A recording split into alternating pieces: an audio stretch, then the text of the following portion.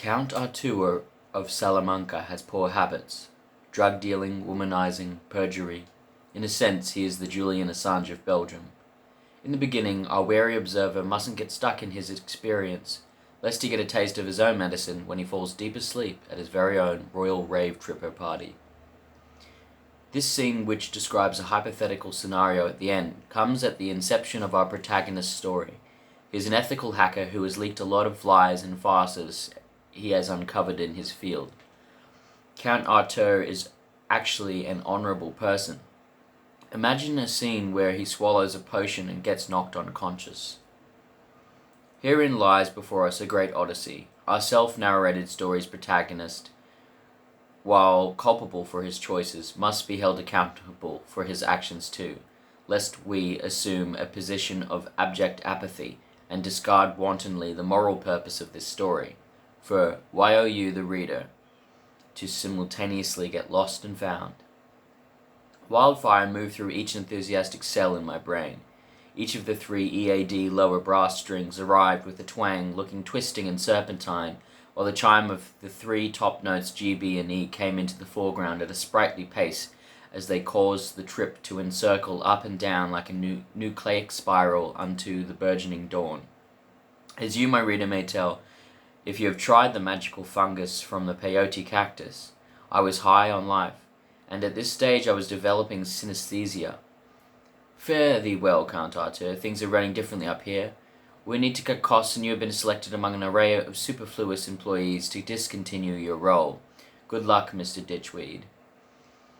I heard a pair of entities or compound minds whispering this gibberish while trying to beat each other in a duel of who was able to hold back their inhibitions and channel their energy into me better.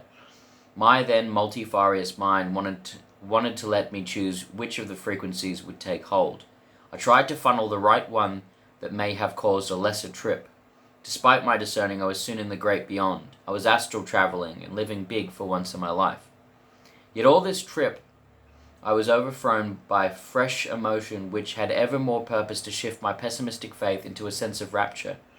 As my perception of depth changed back to normalcy, now no longer hallucinating, my pallid flesh throbbed with the cool acknowledgement of any past sins.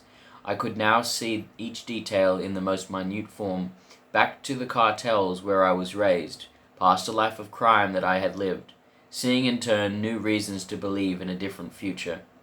But first I awoke to a mess that I would have to pay for, in more ways than one. The world was blurry and my eyes struggled to adjust to a dim setting. When I finally arose, I wasn't at the trance party where I took a whole gram of mescaline anymore. As I looked around to see anything familiar, some LEDs or turntables or even people, all I could make out in such a twilight was a man in a rocking chair, perched staring at his feet. It was as if for some time mushrooms had been growing through the gaps in his toes. He was bending over to sniff the scent of rain that certain fungi often bring to mind upon a whiff.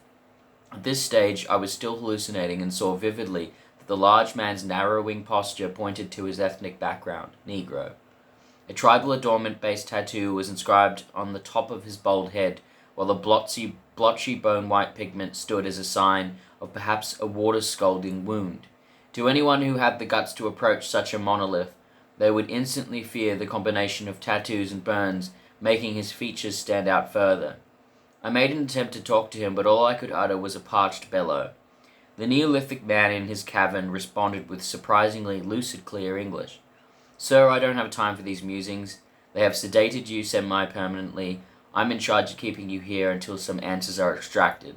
I will say one thing, though, you, my friend, are not the type to stay here. You are inherently useful.